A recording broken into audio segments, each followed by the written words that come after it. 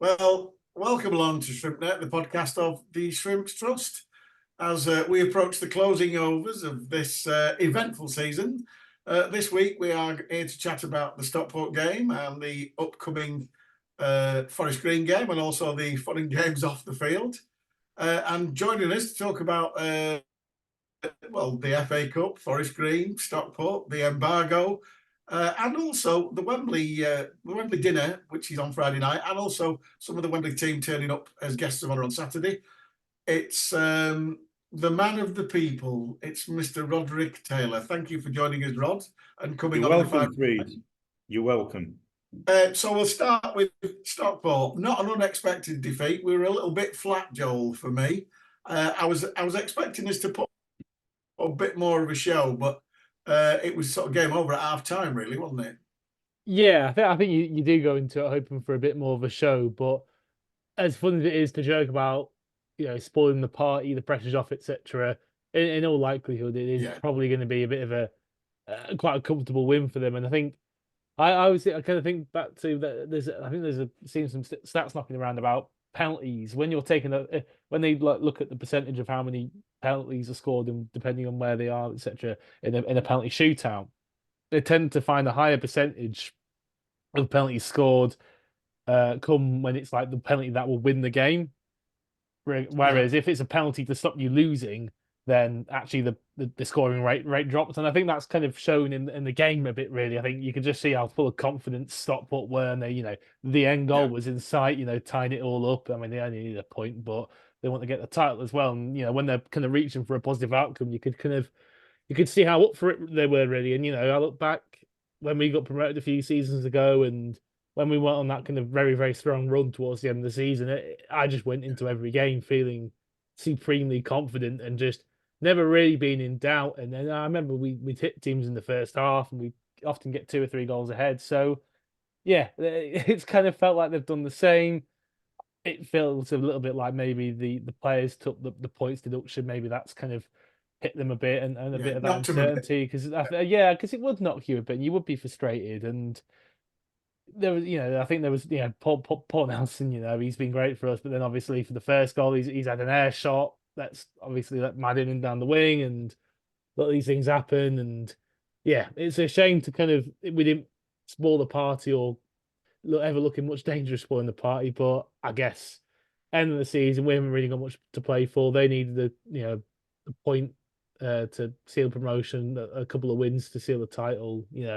I could kind of see.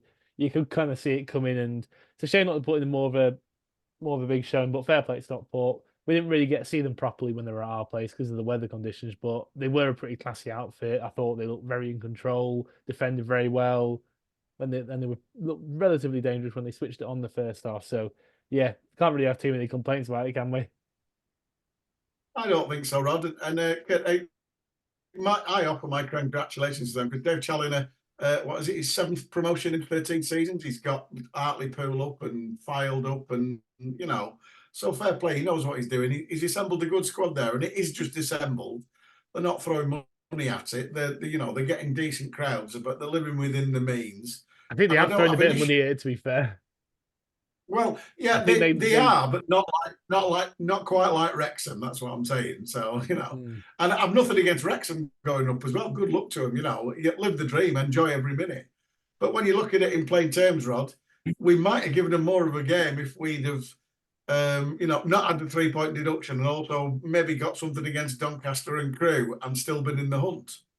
Yeah, I think the Doncaster and Crewe games probably did alter the mindset a bit. I'm not sure about the 3 points, whether that actually affects players when they're out there on the park. I think when players, I've heard it said, they're on the beach now. I don't particularly buy that at all. But, it's all perspective, isn't it? I think if we'd have gone in 1-0 down at the break, it could have been different. I think the telling moment was that second goal right before half time, and we could have possibly have defended that better. But then again, look, the other night they go to the county ground, Notts County. They beat Notts County 5-2 in their own backyard, and And Notts County aren't small spenders. Now, let's get it right. Dan Crowley, McGoldrick, they've got some quality players, and to go there and get that sort of result, I think that's what I mean about perspective. We've got to just sometimes have a look at this. It's easy to say, yeah, disappointed to lose the game. It would have been nice to pour cold water on their party, but I don't think it was. It wasn't a disgrace. It certainly wasn't. No, it wasn't. A massive crowd as well. Fabulous crowd, great atmosphere. And a good turnout from our lad. Sorry? A good turnout from our fans. Absolutely. And our fans were, again, magnificent all the game. Absolutely superb. Yeah. So, congratulations to Stockport. Getting rid of them and Mansfield and Wrexham should give us a bit of a more of a playing field. Although I suspect Chesterfield will be a difficult team to beat, because obviously Cookie got them up when he was last with them in this division. With the much loved Ian Everett as captain. There's sarcasm for you.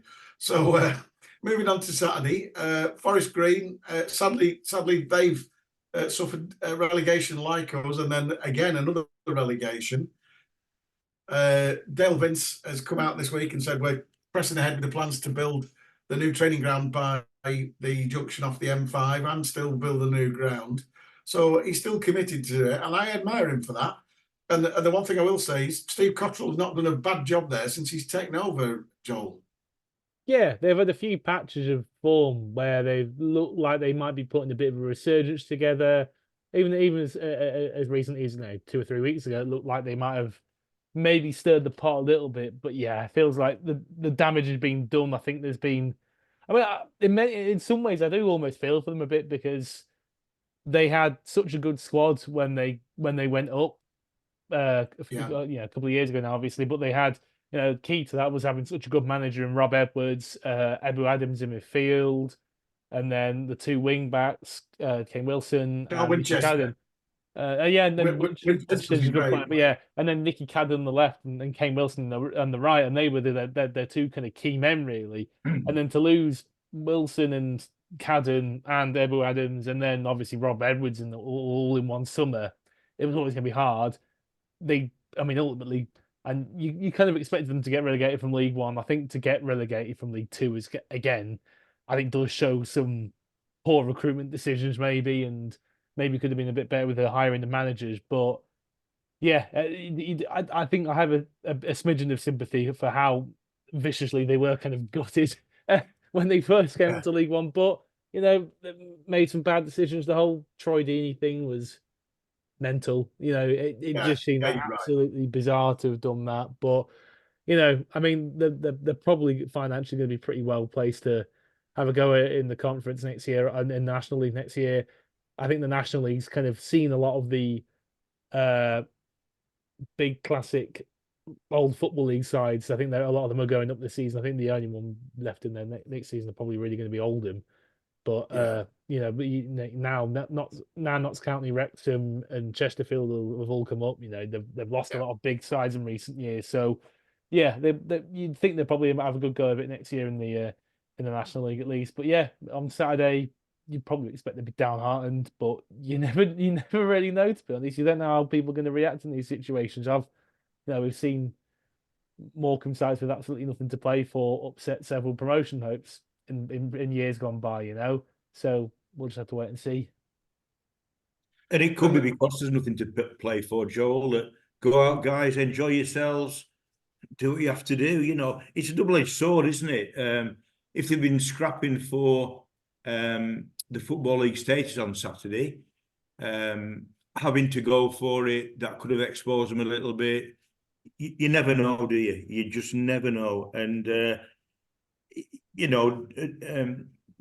are big plans at Forest Green, and I do echo what Freez said. I hope it comes to fruition.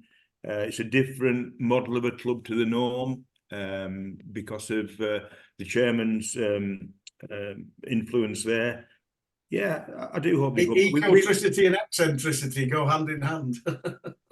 That's shocking. Yeah, I know, but I thought I'd get it in before you. And I got the shocking, by the way. Yeah, I got that. Yeah.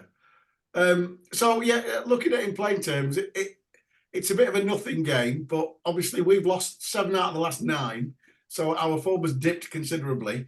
The one thing that maybe would help season ticket sales is winning a home game by more than 1 goal, Rod, and we've not done that on many occasions. And it does, you know, we discussed it last week that the scenario with the season tickets, with so much going on with the embargo and so many players out of contract and no new owner and blah, blah, blah. You know, you see plenty of people on social media saying, well, that's me. The early bird's too early for me. I haven't paid for my holidays, etc., etc. So, you know, it does worry me that you know, that we are in a situation where we've managed to keep probably 4/5 of the people who came with us into League One. But obviously now, second season in League Two with all this uncertainty, a home win by 2 or 3 goals wouldn't do us any harm, would it? No, I think it would be helpful, Freeze, but there is more to it than that, isn't there? There is this uncertainty, this cloud over us that what's happening with the ownership, the embargo, this, that, and the other. I absolutely get it, but I would reinforce once again, as my colleagues have said before, the money that comes into the football club remains in the football club. That goes to our everyday running costs. It's not for Bond Group, it's not for the owner. That is to sustain the football club. And if there's anybody listening out there, viewer, if you can, if you can renew or buy your season ticket, it's got to be one of the best deals, if not the best deal in the whole of the EFL, and I would urge you to do that. We really need your support right now. It is so vital to us. I can't stress that enough. On the embargo, I do understand. I think we've well, 2 things: the embargo and the 3 points. The embargo is a very, very unusual, almost unique situation. There are another probably 3 clubs within British football who are going through the same process with the VAT. It will be resolved. We have paid that money over to a third party as it was due. We want that money back from the supplier, and when that money comes back, we can settle the VAT bill. It's just an anomaly, and that is so frustrating because players, agents, the general public, our fans see we're in embargo and think, what the hell's going on there? They're in major trouble. Well, in this situation, that is not the case. It's an anomaly, and it will be sorted. Well, that's good. That's good to hear, because the simple fact is there, you know, like I said, and I said this last week when I spoke to James, but when he said he couldn't come on, I said the issue that I've got is if nobody comes on and tells us what is the situation, then the vacuum is usually filled with rumours and I know somebody who knows somebody who says this, and I always think it's good to get people on to actually say, right, okay, this is going to be solved. Have we got a time frame for it? Is it just a question of waiting for the money back before we sort it out? Well, there are a couple of scenarios there. The owner could put the money in and it could be resolved tomorrow, and then the embargo. Do I laugh out loud at that? No. That's I'm giving you. You asked me what the scenarios are. These are the scenarios, David. You could do the lottery on Friday, Saturday night, and come up with the goods, because you obviously need a new dressing gown. Bloody hell! Bloody cold up here. And you could have got a red one at least. And Chelsea. The other one is the timely repayment of those funds, and immediately we would give that to HMRC. You've put me off my stride. I know, that's why I was going for the grumpy monk to see if you noticed. And that money would be repaid to HMRC immediately, and then the embargo's lifted. But I've got to say, it is seriously a very strange set of circumstances, unusual, as I said, almost unique. I've got some sympathy with the Football League, because if HMRC report a club for non-payment of VAT, and the VAT hasn't been paid to them, we've paid it to the supplier, they have to enforce the rules. You cannot use the rules as and when you wish. The rules are the rules. So I've not got an issue with the Football League, but I think VAT and the supplier need to sort this out at a rate of knots, really. Yeah, the sooner the better, to be honest, because it is a bit of a ridiculous situation. Yeah. And like you said, you hit the nail on the head there. It's not only the fans, it's the players and their agents. Absolutely. Looking at the club saying, here we are again in a situation where we don't know, And I know Jed's went on record about a month ago saying we'd offered 10 players contracts. And we had JJ on last week, and he said, well, I'm not going to review my options till the season's finished. And I think it's the same for everybody, and I wouldn't blame them, because the simple fact is, you look at it in plain terms, it's going to be, if I find out what's happening at the club and we sort it out, I might stay. If not, you can't blame them for disappearing. And we're left again with the same situation of another summer rebuild, which obviously is quite an onus on the new management team of Fitzy and Jed. I suppose they've probably got lists already, because I know that Derek had lists and Greg Strong always had lists. So I presume they've got the same thing, and they've got people that they want to go for. Yeah, obviously they've got the targets. Talked to Jed today. He's got his targets. I understand where players and agents are coming from, and our fans. It's one of these situations where they've got to look after themselves. I get that 100%. But the Football League hadn't got any discretion in this situation. They had to apply the rules, and let's hope that very, very soon we're out of the embargo situation. And you're absolutely right, Freez. Last year, Derek had to let players go. Players who would have signed, I know for a fact, because I've talked to one or two of them, they would have signed, but the budget wasn't there. Within the next 2 weeks, the owner had approved an inflated players budget, but then you're left with 5 players. He's got to do all the work again, which I thought they did very, very well. Come to the January window, when players went back to the home clubs, or for whatever reason, Jed had to rebuild that squad. And I think that, seriously, that was a big ask in January. And I thought he did absolutely brilliant work. And we saw the results of that. Okay, last 9 games, 7 defeats. Yeah, I get that. Maybe a win and 2 draws would have been right in there. And the 3 points as well. We don't seem to get a lot of fortune. But we've got to get on with it. It's no good moaning and groaning about it. We get on with it. No, you're right. Although I will now go to moaning and groaning, because I want to talk about Joel. I want to bring you on this one. The FA announcing no replays in the FA Cup from the first round onwards, which there's been a massive backlash from just about everybody in Championship, League One, League Two. I think there's nearly 800 full members of the FA. And I think it was Matt Palios's wife who's worked out that this is pleasing the 3% of the FA members, i.e., well, as you said, Rod, probably the top six, top 8 of the Premier League, to help them with Europe. And I think it's a disgusting decision. I think the days of Wrexham drawing with Newcastle and taking them back to Wrexham, and also Blythe Spartans drawing with Wrexham, strangely, and taking them back and getting 45,000 that was in 1976, 1977, something like that. David, getting 45,000 at St James's Park to watch Blythe Spartans versus Wrexham. David, Man United, Exeter, yes, Man United, Burton Albion. Yes, they are enormous for the football clubs. at our level, but right through to the Championship and beyond into the pyramid. And you know, we talk about the magic of the FA Cup.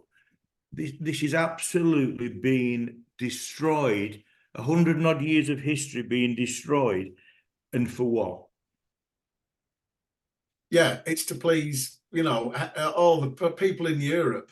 But I mean, it's a strange thing, and I'm gonna throw. I was at a party about 3-4 weeks ago in Derby when I missed the Gillingham game, and I was talking to 2 Aston Villa season ticket holders, and they were really, really nice guys, just slightly younger than me, in their early 50s. William and said, George. "Oh yeah, what?" Was it William and George? Yeah. So, but you know, I just happened to mention that they said, "Oh, do you watch football?" So I said, "Yeah, I watch Morecambe," and they were like, "Oh, right, you know, blah blah blah." We're chatting away, and I said, "Well, the days of, you know, Villa winning the league using 14 players and then winning the European Cup the season after, they're long gone." And they both looked at me in amazement that I knew that Villa only used 14 players, and let alone that I knew they won the European Cup in 1980. And I'm like, well, you know, that's what it is. They won it in 1982. Peter Witt scored the goal, you know, etc., etc. And you look at it now; those days are gone, Joel. Now you look at the sort of like top, well, the top, all the top teams have got squads. They want 2 in every position plus half a dozen more, don't they?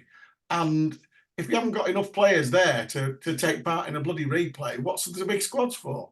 Yeah, I mean, it's Right. fundamentally, I don't necessarily.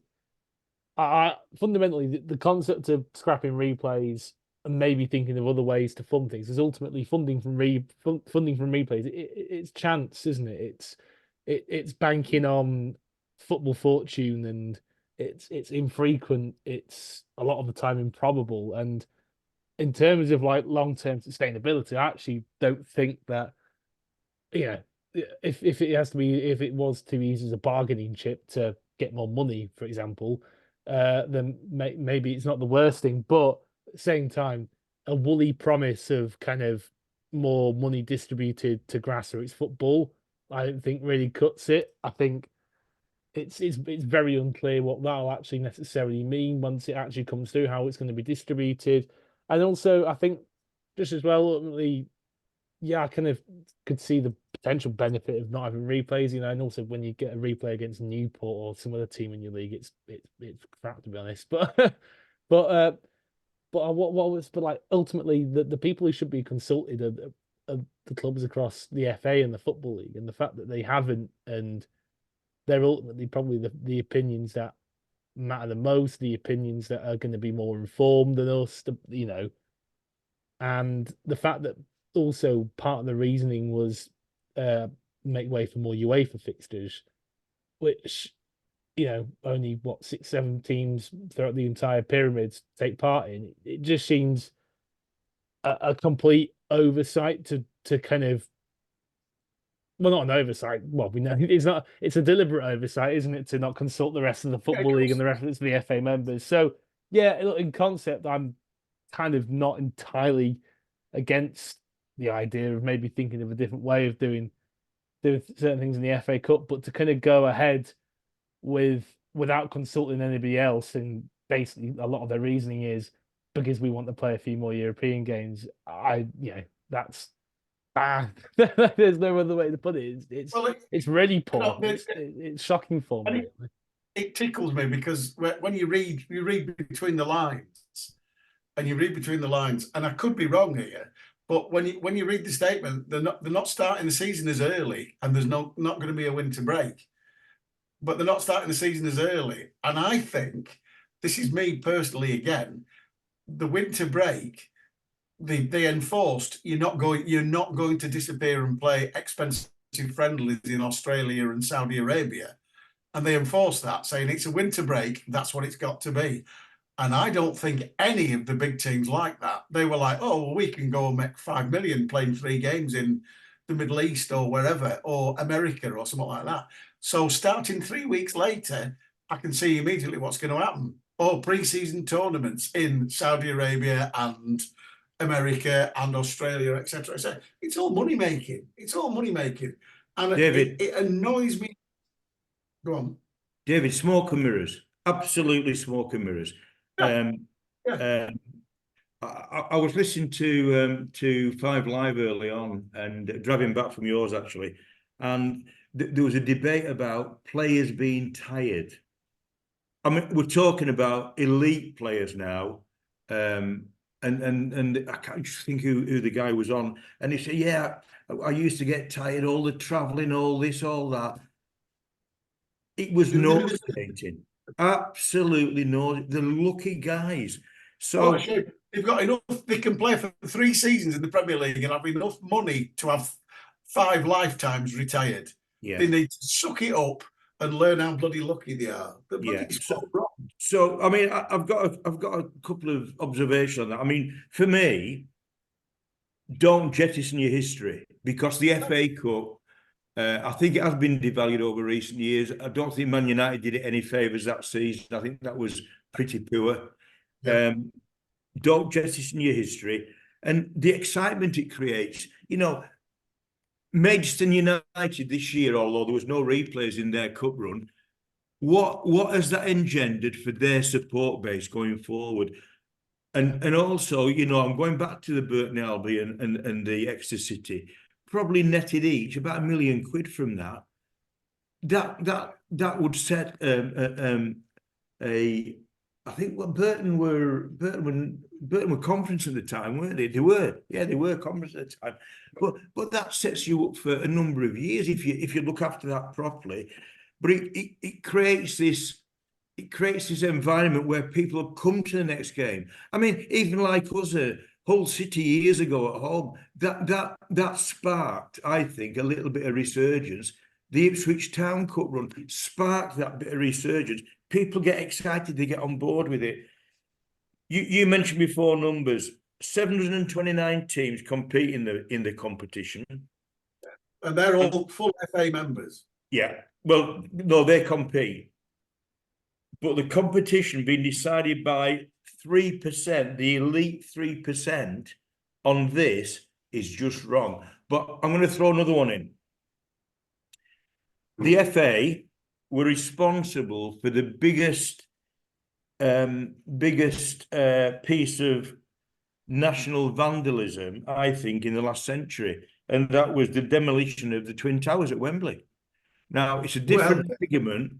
It's a different argument, but it shows how out of touch they were. No other country, certainly in Europe, possibly the world, would have destroyed that heritage. I'm not saying you build it as it is, but keep that as a monument to a lot of history gone. And I think that is symptomatic of that organisation. And you know, I'm gonna go on to one of your pet hates now as well, because I think the same about the destruction of the North Stand. Freeze, you know where I am. Absolutely right. Don't get me bloody blood pressure up tonight. Sorry, I knew that would push your buttons, but it bloody pushes everybody's buttons. Because other than at the time Exeter's North Bank, that was the finest end in non-league football. Absolutely. When we got in the Football League, it was one of the finest ends in the Football League for 3.5 seasons. And it absolutely guts me that we, you know, yes, the club did consult the fans and said, yes, we wanted standing behind the goal, but we wanted decent standing behind the goal, not 10 steps and a crappy little roof, which it still annoys me. I still buy my Halo Terrace ticket, but it still bloody annoys me. But anyway, we're digressing here. Let's move on to something positive. Yeah, absolutely. We've got a week on Saturday is exactly the date, 27th of April, 50 years since we went to Wembley, the Twin Towers. So there is a segue there. And we won the FA Trophy. Jimmy Sutton and Mally Richmond scoring the goals. We've got a celebration dinner taking place. If you listen to this, it'll be tonight, Friday. But obviously, some of the players are staying over and will be at the guest of honour on the Forest Green game on Saturday. But on Friday evening, we've got Coates, Pearson, Bennett, Doan, Sutton, Street, Kershaw, Dave Roberts, who was player manager, and Keith Galley. So 9 of the 12 are actually in attendance. It's very nearly sold out, but you might be able to scab a ticket if you can manage one. Nice touch from the Shrimps Trust, Joel. Tell us what you did. Yeah, no, we bought a table at the for the dinner, and obviously decided to raffle off 5 pairs of tickets. So we got good take up on that. I think they've all been raffled off now. So just really nice to be able to do something to help contribute to the community. It was already a busy night. I know they were close to selling out already, so it's very kind of the club to be able to donate one of the last remaining tables that they had to us. Which was brilliant. And I noticed among the winners was Dave Kay. Also, let me just correct myself. I said donate. We did purchase it, but it was very kind of them to reserve it for us. That's what I know you paid. I thought that was a really fantastic gesture, and also a lovely idea. And I know I actually put a thread on Shrimp's Voices saying who's going, and a lady replied saying, "Well, I wasn't there in 1974 because I lived in Manchester, but I'm keen to come because I won tickets and I think it's fantastic." So, but I know Dave Kay's coming, and he'll be bringing probably Andy with him, who's his mate, and he was there in '74. So I'm looking forward to sharing some memories with them. But Rod, just celebrating this with the 9 people who are capable of getting there is a fantastic thing. Sadly, no Bob Baldwin, and sadly, one of my favourite players of all time, no Tony Webber either, and obviously one of the goal scorers, Mally Richmond. I had the pleasure of meeting Mally in Barcelona in about 2002, 2003. I was taking a skill group for a tournament out there, and I was buggering about one morning over breakfast, shooing the kids down to breakfast, and one of my compatriots was at breakfast and sat chatting to another teacher from a school in Bolton, and he said he came up to me and he said, "You're a Morecambe fan, aren't you?" I said, "Yeah, why?" He said, "Oh, bloke downstairs says he scored a goal at Wembley for Morecambe in 1974." And I was like, "What?" So went down for dinner that evening, and it was Mally Richmond, one of the nicest blokes you could ever meet. He was teaching at Ripley at the time when we won in 1974. So much missed Mally, but Sean Baldwin, Bob Baldwin's son, is appearing, and he's bringing the match ball. Bob, as somebody pointed out the other day, Bob Baldwin kept the ball. And like my brother said, if Bob Baldwin wanted to keep the ball, no bugger got it off him, didn't he, Rod?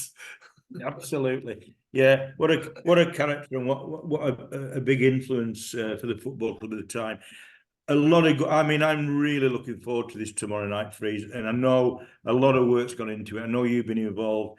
I've got to tip my cap to Les Taylor as well, who's been a real driving force in the formation of the former Players Association. He's put a lot of work into this, contacting people. It is magnificent. So yeah, a lot of reminiscing, a lot of good stories, and I think it'd be a great night. We've also got loads of shirts, you know, Freeze, loads of shirts on display from a number of periods. I don't know if you can see that at all. Can you see that? Right, indeed, you can, yeah. Right across the ages, haven't we?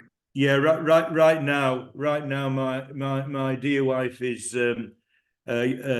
getting creases out of football shirts for me. I mean, 40 odd shirts. So, you know, no more housekeeping this week. I'm sorry, there's no increase.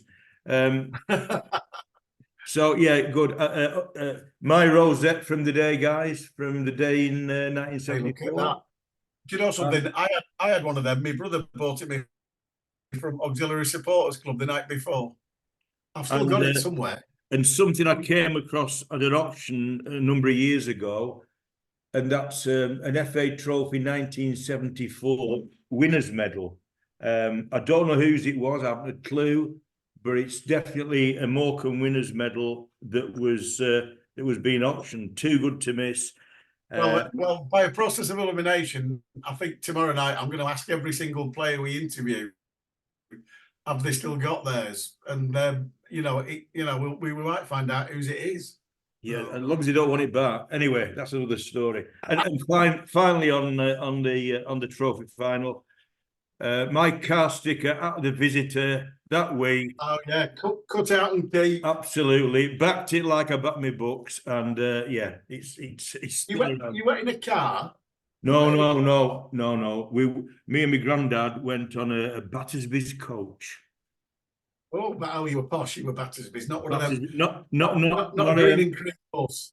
Not a cream and cream double decker. Well, my brother-in-law John Hurd, he drove one of the city council coach. It was city council, just wasn't it? Irritating. Yeah, it was. 1st of April. Yeah. Well, there's a thing. Don't. I'm not getting onto that one. It'll go as bad as the North Stand. No, but John drove this coach down there, and he said they had a fantastic day. But just down the motorway, there were, I don't know how many, but there was loads of. It seemed loads to me. Double-decker buses, ordinary double-decker buses, going down to Wembley for a cup final. It was quite surreal. Yes, very. And I was fortunate enough, as you'll find out tomorrow night. I was an 11-year-old, Joel. I was 11, and my brother, who was 12 years older than me, took me, and we went on the. Would you believe we took 2 special trains from Morecambe train station? A special train.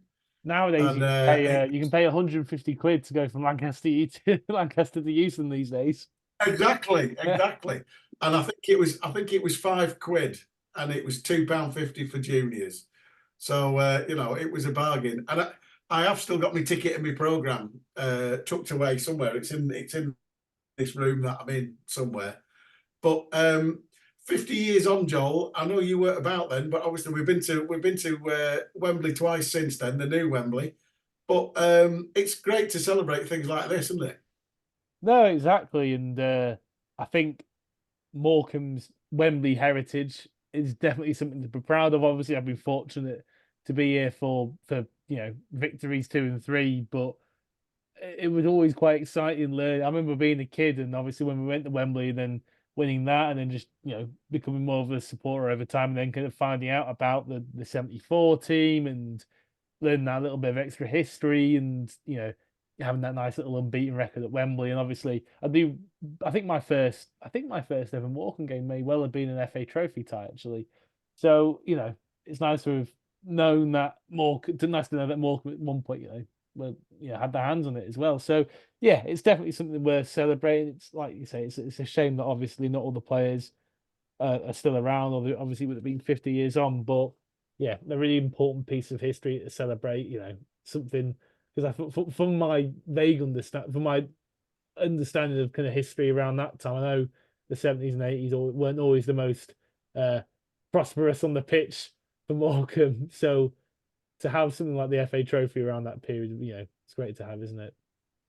It was massive. And tomorrow, Joe, we've got some, as David's aware, we've got some great memorabilia, photographs on show. Have you still got all the programmes? Sorry? Still got all the programmes? Yeah. Bang. Yeah, that's Jack Taylor today is putting a DVD together that'll be on a loop. That'll be the highlights of the game, and that'll be certain items of memorabilia, be programs that Mike Ellis has loaned us, or photographs for that occasion. So that'll be nice to see. There's 1,000,001 stories, Rod. Obviously, Bangor City. This is. Stop me if I'm boring you, Joel. But Bangor City, it was the fixture was moved twice, and the third time it was historic because we played it on a Sunday morning. Because at the time, my under-12 side when I was in high school. Exactly, but at the time we were under a 3-day week where you only had power. Myself and Rod remember this. The power used to go off, the telly used to go off, and you used to sit there by candlelight, and you had to talk to your family. And understandably, 12 months later there was a baby boom, but I'll go beyond that. But the point being is, we played Bangor City on a Sunday morning. You couldn't charge on a Sunday in those days, so it was admission by programme only, and you had to pay. Was it 25p at the time, Rod? And you paid 25p. The crowd was, I think, 250 something on a Sunday morning. So we beat Bangor, who weren't a bad side at the time. We beat them 2-1. The next round, we got Kettering Town at home. Kettering Town at the time, the player manager was a certain Ron Atkinson, Fat Atco, who was coming to the end of his playing days, but within 3 years he got the West Brom job and turned them into one of the best teams in Europe. But he was playing. Kettering Town was Southern League champions. We played them at home, and I think the crowd was something like 1,800, Rod. Yeah. Because they were the biggest draw left in it. We drew, and nobody gave us an earthly to go to Kettering and win because they were Southern League champions. They were second in their league. In the end, Dartford won it and Kettering finished second. So we ended up beating the Southern League champions that season and the season before. Because I think we won 1-0 at Kettering, did we? I think it was. I'm not certain, but I think it was. Yeah. And then of course, so what happened at Bedford Town? Bedford Town, I still don't know if it's apocryphal, but the actual true story is it was the first streaker ever at a professional or semi-professional football match, and it was a Morecambe fan at Bedford Town's ground. And it apparently was a very cold day. Yes, and there are certain people who insist. We used to have a fan who was. Who, shall we say, his personal hygiene wasn't great, and he was quite portly, and he was called, rather famously, he was called Mad George. And I always remember people were saying, "Oh, if anybody's going to streak, it'll be Mad George." And whether it was or not, people can't, I don't know. But the first streaker ever was at Bedford Town, and it was a Morecambe fan. And as Rod said, it was a cold day. And history made in that FA Trophy run in more ways than one. And yet again, we won 1-0, Rod. We did. So there you go. And the final bit, which I will talk about tomorrow night when I talk to the players, is we lost 7-1 at South Shields. Oh, we lost 7-1 in the league. Yeah, in the league. And then Dartford got Macclesfield. Macclesfield were probably one of the best sides in the Northern Premier League at the time. So we wanted to avoid them, and we wanted to avoid Dartford. And Dartford and Macclesfield got drawn together, and we got South Shields. And then somebody pointed out, hang on, we lost 7-1 to South Shields at their place. And we went there and won 2-0. That's the strangest of the cup, Rod, isn't it? The strangest of the cup. And what's the significance of that game, David, for South Shields? That was one of their last at Simonside Hall, wasn't it? Yeah, because the crowd was something like 1900, and they reckon there was 800 from Morecambe there, and they used to get really, really good crowds. But in between beating us 7-1 in like November, and then drawing us in March, the directors sold the ground without telling the supporters, and it came out in February. And the supporters deserted them in droves because they knew the club wasn't going to exist at the end of the season. So, sad story, really, Rod. I'll tell you what, David, we know some stuff, don't we? That's rubbish, isn't it? That's rubbish. There you go. Yeah. So there you go. So there will be, like I say, Dave Roberts. I think who else is coming? John Coates, Keith Kelly. John Bennett, Jimmy Sutton. Dave Pearson. Yeah, but I think there's Dave Roberts, Mucker Pearson, Keith Kelly, and John Coates, who are guests of honour on Saturday for the Forest Green game. So they'll be on the pitch beforehand. Yeah. Hopefully getting a nice round of applause from the crowd. Absolutely. So that rounds it off. Have you got anything from the Trust, Joel? Yeah. I know you've got some stuff about the meeting. Yeah, no, there was a meeting with the club last night. I wasn't able to make it, but I do understand it was a really constructive one. I think we're hoping to publish some minutes from that. Obviously, people sent them the questions in for Ben. Ben gave us a bit of a presentation, a bit of a rundown on things going at the club at the moment. So yeah, just looking at keeping communication and back and forth with the club as proactive as possible, really. And obviously, we're hoping to get the information out as soon as possible, and share with people kind of what's going on and where things are at, really. Yeah, it was a decent meeting, Joel. It really was. So we can put some flesh on the bones of what Rod has said today. So look out for your emails if you're a Shrimp Trust member. David, can I just make a point about history, really? And the event tomorrow is a major part of Morecambe Football Club's history. this football club didn't start in 2010 when it went to the Mazuma Stadium. And I think we really need to reinforce that point. We've collected a lot of FA Trophy final memorabilia, as you are well aware, over the last few weeks. And we will put, it'll be on display tomorrow, but we will put a display in JB's bar, a permanent display, once tomorrow night's done. And I'm pleased as punch with that, because you cannot ever ignore your history. No, there are certain people who would have liked to, and it's a bit like the FA. They think the Premier League started football in 1992, and it's not true. And the same with us moving to the Globe and now the Mazuma. We've got a really good and quite successful history. We've had our ups and downs, but here we are again. So this has been ShrimpNet. We've got 2 more games left. We've got Forest Green at home, and then the away game at Swindon Town next week. When we drew 2-2 with Swindon at home, I think they were second. Were they, Joel? Is that right? I think they may well have been. Yeah, they've had a hell of a drop off. It's been an up and down season, hasn't it? Yeah, for them as well as us. And if you look at the people they had on loan and the people that we had on loan, I don't want to give away what we're going to talk about after the last game, but reviewing the season, it's not hard to see, losing the spine of the team, why things are not quite as they were, with Stuart Moore, Mickey Mellon, etc. Eli King, James McKinnon. And David, I think on a number of fronts that shows. I think it shows how well the football's run on the field and off the field, and I'm sure we're all grateful for that. I know I am. Ben's done a magnificent job since he's been with us. We've got a really committed board of directors, and we just need a little bit of fortune. Let's hope we can get the ownership situation sorted sooner rather than later.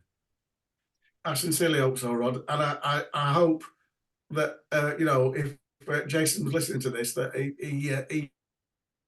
he lets the board get involved in the process, because I think he can assist that process and not hinder it. I don't think there's any mileage in him trying to do it all on his own, because I think he's proven that over the last 18 months that it's not going to happen without sort of like some common sense and some decent business people involved. Yeah, I mean, we said it on the Shrimps Trust meeting last night. Let's be clear, Jason wants out as well. Yeah, I know. There is no doubt about it. Jason wants out. Yeah, I just hope on Saturday as well, Freez, just as a final point from me, I'd like to hope that our fans, as they usually do, respect the end of the season, and we don't have a pitch invasion, because that can impact on the club directly, not on anybody else, on the club directly. We haven't got a history of pitch invasions at the end of the season, and I hope we can maintain that pattern on Saturday. A 3-0 win should sort that out, Rod, hopefully. Yeah, absolutely. Right, thanks to Joel, thanks to Rod. We will see you on the terraces. Obviously, if you're going to the end of season 2 on Saturday, enjoy that. There's a lot to celebrate. There's have you done a Player of the Year, Shrimps Trust? Yeah, no, it's kind of in conjunction with the fans player, the fans Player of the Year set up with the club. Obviously, they've had the poll going, and yeah, we've kind of been pushing it as well. So yeah, it'll be interesting to see who's come out on top of that one. Joel, who is it? Joel Senior. No, I don't want